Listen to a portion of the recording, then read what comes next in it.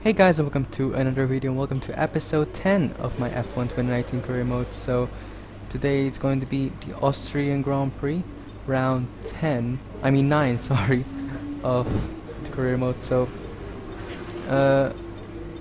in Spielberg, we've got a bunch of resource points to spend in this episode, which we will see the upgrades come in the next couple of weeks. So we're gonna start off with an upgrade in the chassis, which will cost us around 600 resource points, and he recommends another one in the chassis. So we're gonna do that. Also, they are in a good. The morale is good, so, and we went actually for another one in the chassis upgrade. So that should be huge in terms of gains, which we will see in the next few races. Hopefully they will all be successful and we will start challenging the front runners, which we are already doing, to be honest. As you can see, we're literally Formula 1.25 at the moment. We're not too good to be in the front, but we're too good to be considered as a midfield team, just as we saw with me and Sergio getting a bunch of podiums this season.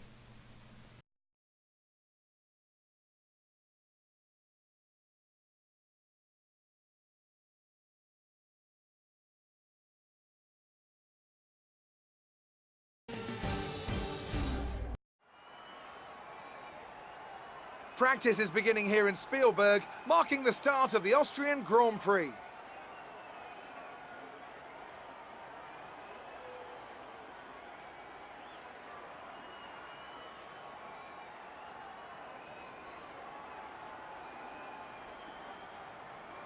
Anthony Davidson is here as usual to help take us through the action.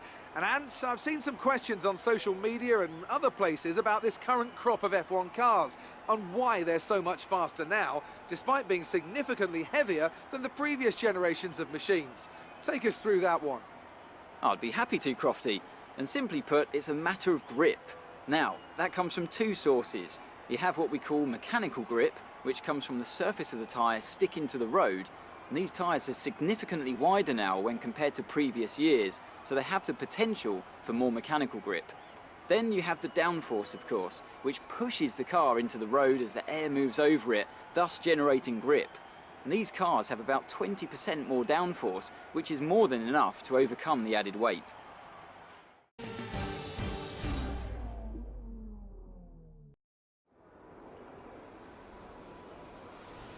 So practice went pretty well. Unfortunately, I actually forgot to show how I did, but I basically aced everything, and I just skipped to qualifying and I forgot. So, but as you can see, we're currently 6th in the championship, best of the rest, in front of Gasly, who's supposed to be really good in the Red Bull.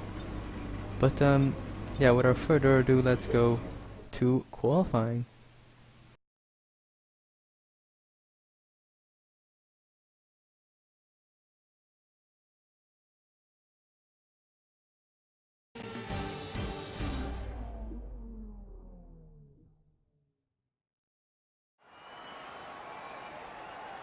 Thank you for joining us once again for today's qualifying session. Sit back, relax, and enjoy what we hope will be a fantastic contest for pole position.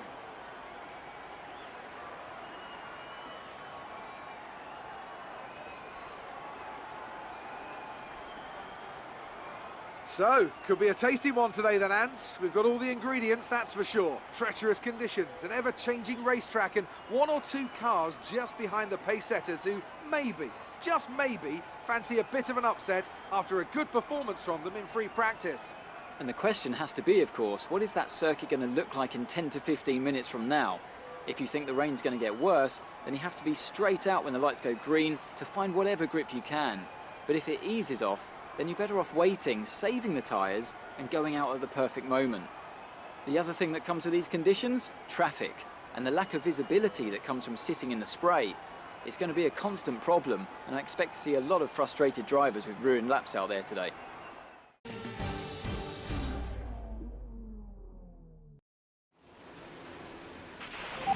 got a situation at the moment. Seems like something's off with the fuel injection system. We're looking into it, but we're going to be out of action for a few minutes.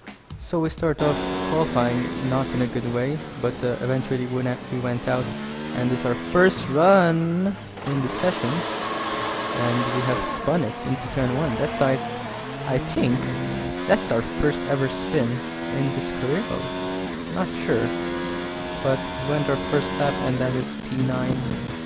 But then we went out for another run. It is wet, by the way, and we went P8, I believe. Yeah, at the end of the Q1 session. It was raining. I did went out on the intermediate tires at the end there, but I probably could have went out on a dry set, because the track really bone dry. But Q2 now, we cross the line. We go fastest with a 105.7, and I was really happy with that. But into Q3 now. This is our first lap. And we go you're in the top Q4. 10. Yeah, no shit, Jeff. This is Q3. Only 10 people are in the session, but we're not up for once again. And we go P2. Great lap. So we had so many sets because of the dry run. I mean the wet part of the session. So we went out 3 times. This is our third and last run.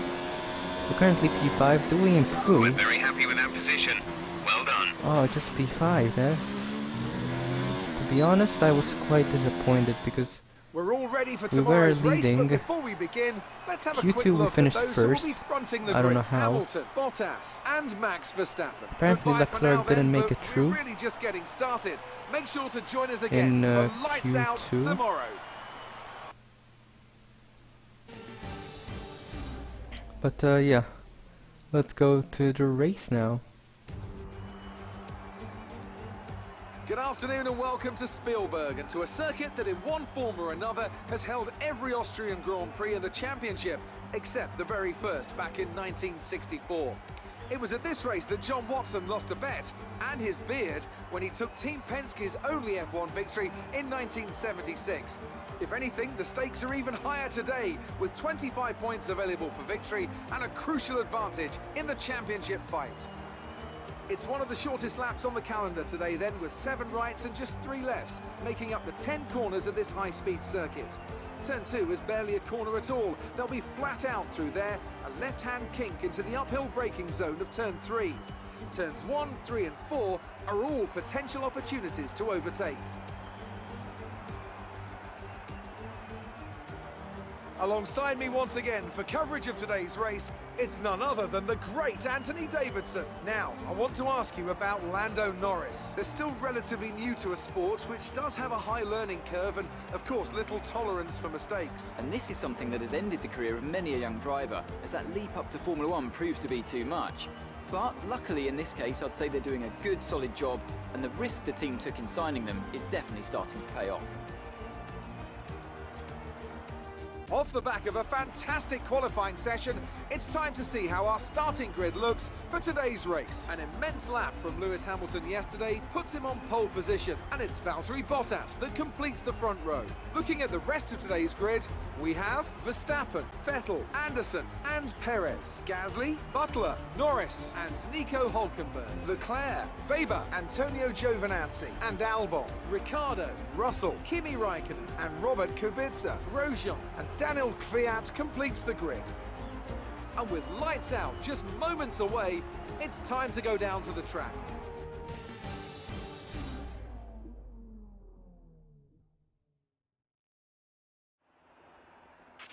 You qualified higher than we were expecting, so see if you can keep this position in the race. Here we are on the grid for the Austrian Grand Prix. 5 red lights and it's lights out, and away we go. Can we get a good start for once? No, we don't. I mean, it's an average start, but we're still not good enough to pass. That's Gasly going round or outside. We're gonna try and block him up. We do. And as we go into turn 2 here, it's not even a turn, it's flat out, so everyone's going slowly. Everyone is too wide. The 2 Mercedes fighting, and that is Vettel fighting with Verstappen. yellow flags Let's behind focus us. now for the rest of the race. Maybe we can try and make a move on Vettel while he's fighting with Verstappen. But skipping to lap 2 now. We're still in P5, pretty good. But Vettel going slowly. There we go down the inside. That's a bold move from us. We're gonna try and get a good exit. And yes, we do. We stick the move on Vettel. It's gonna hope he doesn't try and get us down the inside into this corner. Block him off great there, and we are currently in P4, just one place away from a podium place, really. And skipping now all the way to lap 7. Caution, caution. Because there's The now gap to the car ahead oh, is that's someone smoking. 1.6 seconds. That's Verstappen! Verstappen is out of the race. His Honda has blew up and we're at P3. We're on the podium. That's incredible for us, and that just happens right before our pit stop. So we go straight into pits. We're gonna hope for a quick pit stop. We're probably gonna exit in last place because we're doing the undercut. Release, Pit release. stop. We release a bit later there. We didn't time that good, but we're going to come out. Let's hope we're not going to come out in too much traffic. Unfortunately, we are, I think. Cross over into the track. There's Kubica in last.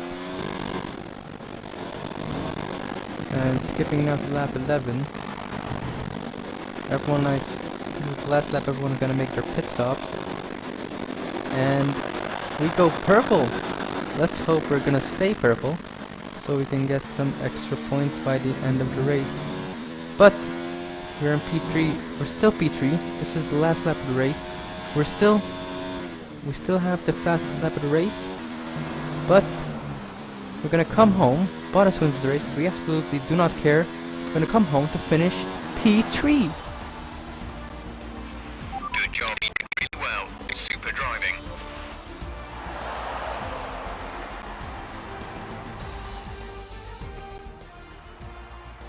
So Mercedes have won it, and what a great race it was. What do you think it was, Ant, that gave them the edge over the competition today? Well, this was a real team victory. They put together a solid strategy today that appeared well suited to the conditions out on track. The driver did everything that was expected of them in the moment, executing team plan to perfection. A shining example of how F1 really is a team sport. Mercedes are on top once again after an excellent race weekend. It's great to see them on that podium once again.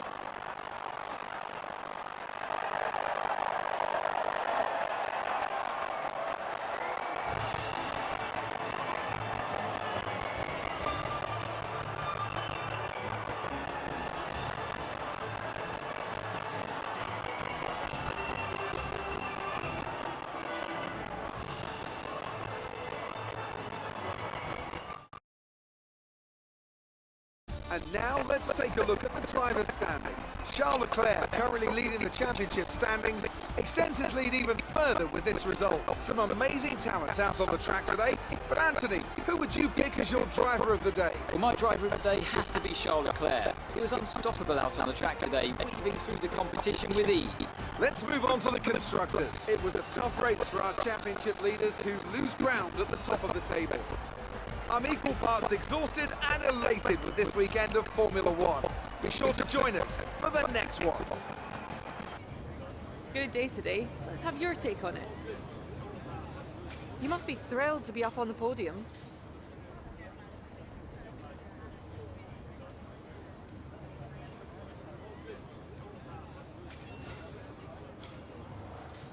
You're breaking all expectations. What's your secret?